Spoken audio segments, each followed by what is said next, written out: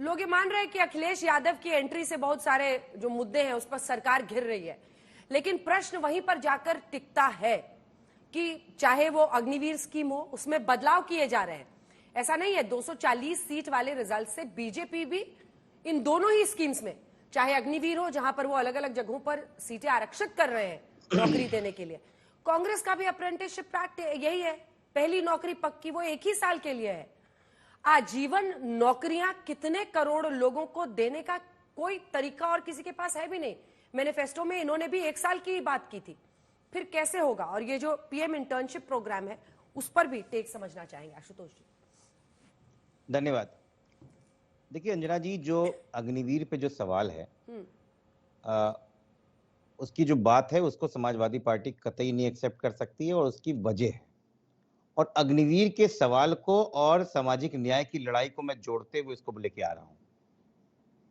देखिए अंजना जी, एक समय हुआ था ना उत्तर प्रदेश या देश में कहीं भी जहां पे ग्रामीण अंचल होता था, वहां पर अगर कोई व्यक्ति, उनका बेटा, उनका पति अगर सेना में जाता था तो वस्तुतः ये देखा जाता था कि 4-5 साल की नौकरी के बाद में उस गांव में एक पक्का मकान बनता था, कुछ दिनों बाद एक मोटरसाइकिल आती थी और एक घर में शौचालय बनता था, एक तरीका बन जाता था और ये समझा जाता था कि ये गांव का सरसब्ज है।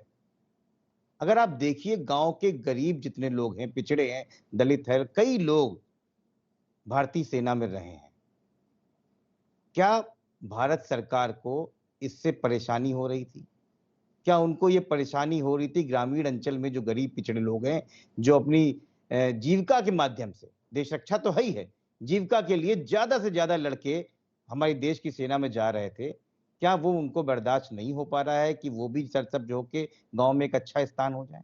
और यहीं से सामाजिक न्याय की लड़ाई होती है।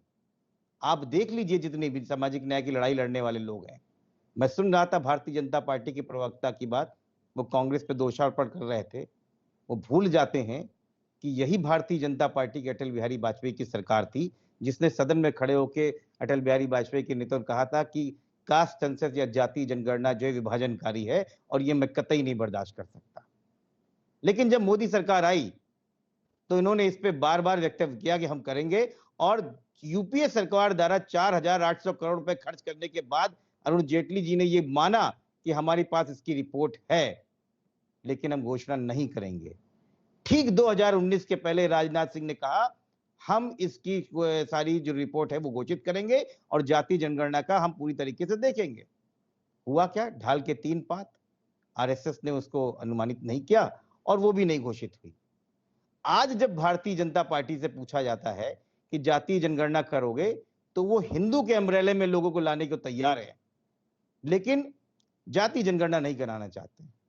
एक सवाल आपने बड़ा अच्छा पूछा, कहां तक जाएंगे? जात वाला अग्निवीर की सुनिए ना वर्मा जी, बात हो अग्निवीर स्कीम की, पीएम इंटर्नशिप प्रोग्राम की, बजट की, सब चीज आपकी जाकर खत्म होती है जाति जनगणना पर। तो इसकी भी तो जरा वजह समझाइए जनता को, बताइए ना कि हम छतरी खोल रहे हैं जात वाली, इसके नीचे आओ।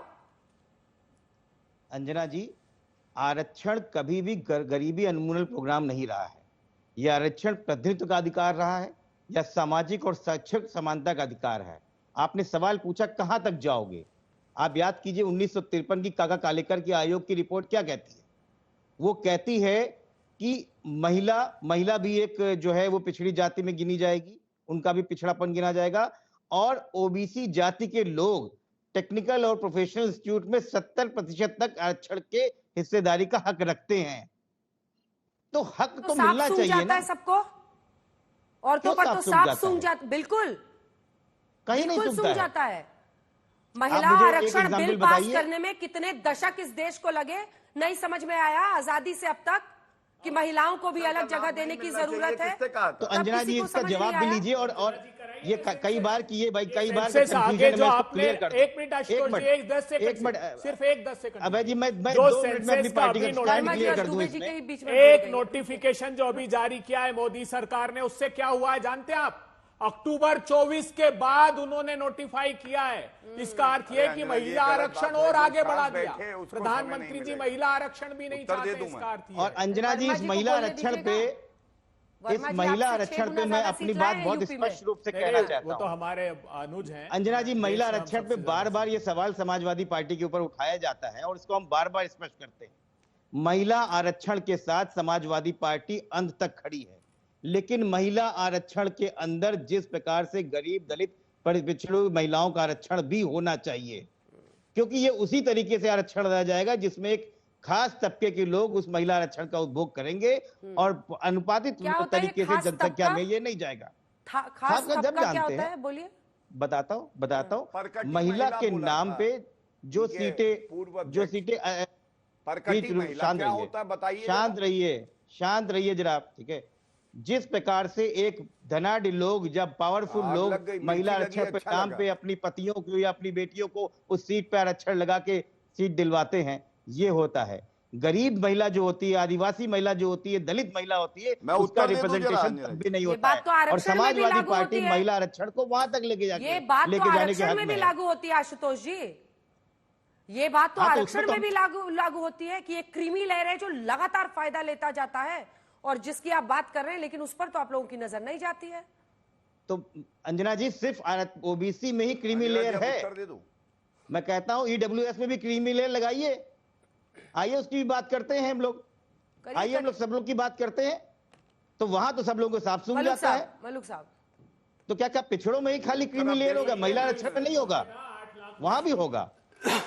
इकोनॉमिकली वीकर सेक्शन है वो। और इसीलिए वो इकोनॉमिकली वीकर है। अब उसमें समझ नहीं आ रहा कि ये क्रीमी लेयर क्या कहना चाह रहे हैं। हाँ। आशुतोष जी, थोड़ा सा आप फंस गए इसमें, मतलब नहीं, इकोनॉमिकली मैं फंसा जो नहीं वीकर है तो उसमें ऑलरेडी एक इकोनॉमिक क्राइटेरिया होता है, तो उसमें क्या क्रीमी उसकी लेयर होगा? सालाना आमदनी का क्राइटेरिया है। अंजना जी, इसलिए इस वो बात को समझिए कि भारत देश की सरकार को यही नहीं ठीक पता है, मलूक साहब, अगर सॉरी, वो बोलिए बोलिए इकोनॉमिकली मलूक वीकर साहब। सेक्शन है, अगर वो इकोनॉमिकली वीकर सेक्शन आप- है, अंजना तो जी, उससे टैक्स भी तो ये ले रहे हैं बैठ के, ये अपने आप की डिफिनेशन को डिफाइन कर रहे हैं। ठीक है, अभी मलूक हाल साहब, ही में इन्होंने 7 मलूक लाख साहब, रुपए तक जी टैक्स देना शुरू कर जी दिया। आशुतोष जी, आ रही हूँ, जल्दी जल्दी आ रही हूँ, छोटे छोटे जवाब। मलूक जी, देखिए अंजना जी, एक तो बहुत ही अच्छी बात हुई है कि पिछले 17वीं लोकसभा में जब से माननीय प्रधानमंत्री नरेंद्र मोदी जी ने ये कहा, मैंने इतने पिछड़े मिनिस्टर बनाए, मैंने इतने दलित मिनिस्टर बनाए, तो कम से कम आज जो सो कॉल्ड इंडिया गठबंधन की पार्टी, सबसे बड़ी कांग्रेस पार्टी है, उन्होंने माननीय प्रधानमंत्री जी की नकल करी और वो पिछड़ों पे और दलितों पे आए। लेकिन एक चीज वो कह रहे हैं कि जब मैं छोटा था, मैं प्रधानमंत्री, मेरे पिताजी थे, मेरी दादाजी थे, मेरे परनाना थे, मैं ऑफिस जाता था तो दलितों के साथ और पिछड़ों के साथ बहुत अत्याचार हुए, उनको बहुत कुछ मिलना चाहिए था। तो ये क्या एडमिट फैक्ट है कांग्रेस की तरफ से कि 60 साल के करीब उन्होंने पिछड़ों का और दलितों का शोषण किया। दूसरा, 60 साल एक तरफ है और अभी 10 साल एक तरफ हैं, और जिस तरीके से अब आज की तारीख में आ रहे हैं, इससे एक चीज क्लियर हो गया कि कांग्रेस की समझ में ये आ गया कि उन्होंने गलती करी, उन्होंने शोषण करा, उन्होंने इनकी वोट ली, पिछड़ों की, दलितों की, और दिया कुछ नहीं, अब देना पड़ेगा। तो मैं कहना चाहता हूं, हजारों सालों में कांग्रेस की सरकारें हैं, दमन पिछड़ों के खिलाफ, सर जहां पे कांग्रेस की सरकारें हैं, बोलने दो जरा प्लीज। प्रोफेसर साहब, आप प्रोफेसर कहते हैं लेक्चर, आप बोलने दो जरा। पिछले जहां जहां कांग्रेस की सरकारें हैं, पिछड़ों को और दलितों को क्या सर्वे करा के आपने इनको लाभ देना शुरू कर दिया? और वहां अपने अपने प्रदेशों में लाभ देना शुरू नहीं करा, और भारत सरकार में, यहां संसद में कर रहे हैं। तो आपका दो तरह का चेहरा सामने आ रहा है। हिपोक्रेसी की सीमा है, अपने स्टेट में कराने और देश में कराने जा रहे हैं। मलूक तो जी, ऐसा जो आज के तारीख आपको में कास्ट माहौल है- सेंसस पर बीजेपी का रुख समझ में आया है आज तक? अरे आप ही से पूछ रही हूँ, बीजेपी का रुख अच्छा, समझ में आया है? अच्छा, बिहार में कहते हैं अच्छा, उनकी बता रहा हूं, पार्टी की प्लीज। होना चाहिए, मैं- बाकी जगह में कोल्ड फीट हो जाते हैं। आपको समझ में आया है कास्ट सेंसस पर बीजेपी का क्या रुख है? अंजना जी, मैं बता रहा हूं, प्लीज मुझे एक चीज और बोलने दो, हलवा पे बोलने दो। हलवा पे वो कह रहे हैं इस हलवा पे पिछड़े और दलित नहीं दिखे। अरे जो भी अधिकारी हैं सीनियर लेवल पे बजट पे काम करते हैं, जो 35 साल पहले, 30 साल पहले, 25 साल पहले सर्विस में आए, किसकी सरकार थी उन दिनों? कांग्रेस की।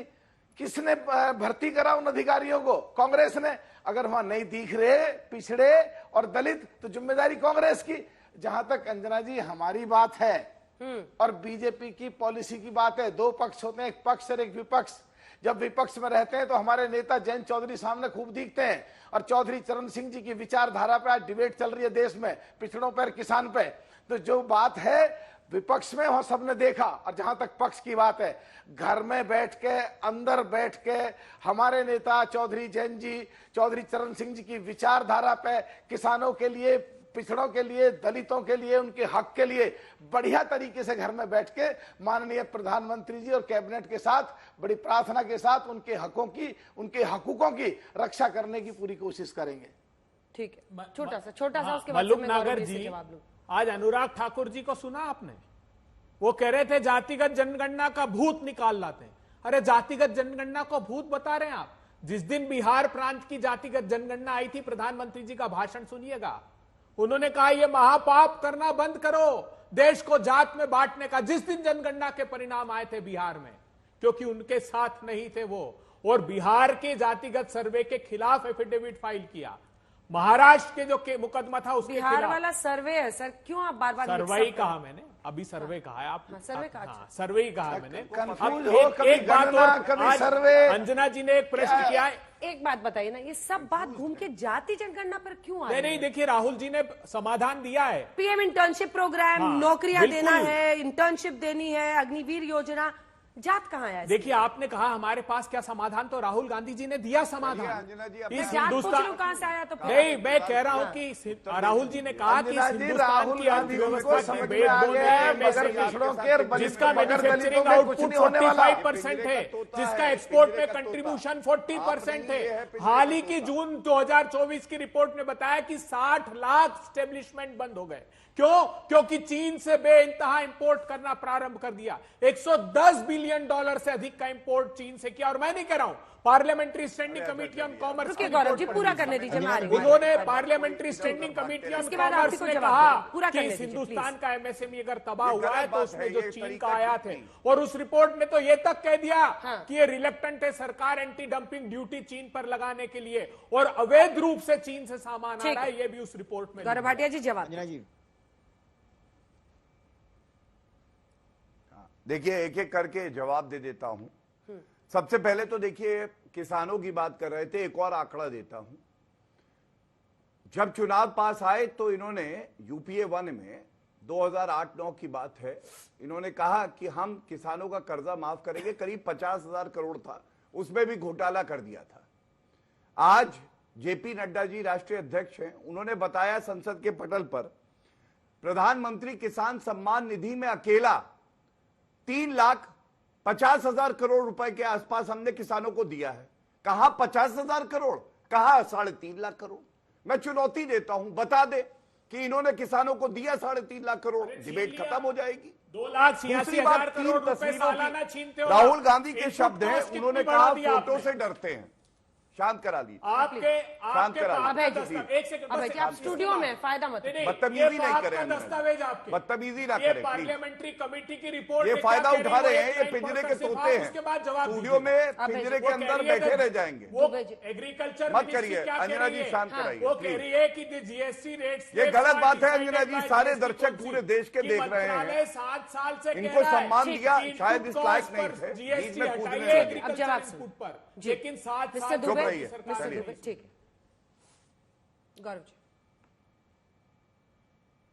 ठीक। दूसरी बात, राहुल गांधी के शब्द हैं, कह रहे फोटो से डरते हैं। देखिए, मैं फोटो कुछ दिखाता हूं, 3 फोटो, 3 राहुल गांधी के विकेट गिरेंगे। पहली फोटो, कैमरामैन जरा जूम करिए। ये चीन के साथ समझौता करा, आज तक देश को नहीं बताया, सार्वजनिक नहीं किया कि भाई ऐसे शत्रु देश के साथ पार्टी टू पार्टी समझौते में लिखा क्या है। राहुल गांधी से कहिए पहले यह बताए। दूसरी तस्वीर बताता हूं, ये देखिए, रॉबर्ट वाड्रा, कहते हैं ना ए बुलाऊं, A1 बुलाऊं, A2 बुलाऊं। ये देखिए, रॉबर्ट वाड्रा किसके साथ है? अरे राजस्थान में अशोक गहलोत की सरकार थी, 65,000 का उनको कॉन्ट्रैक्ट दिया एनर्जी का। क्या तेलंगाना ने MOU साइन नहीं किया? ये रॉबर्ट वाड्रा क्या कर रहे हैं ए के साथ? शांत। दूसरा विकेट गिरा, अब तीसरा विकेट गिराता हूं। ये है तीसरी तस्वीर, ये देखिए, ये तीसरी तस्वीर है। कौन है ये? यासीन मलिक। मनमोहन सिंह जी प्रधानमंत्री आवास पे बुला के पूछते थे कश्मीर में क्या करना है, और आज की डेट में जेल की सलाखों के पीछे है ये व्यक्ति। ये 3 तस्वीरें, 3 विकेट गिराए। हिम्मत है राहुल गांधी।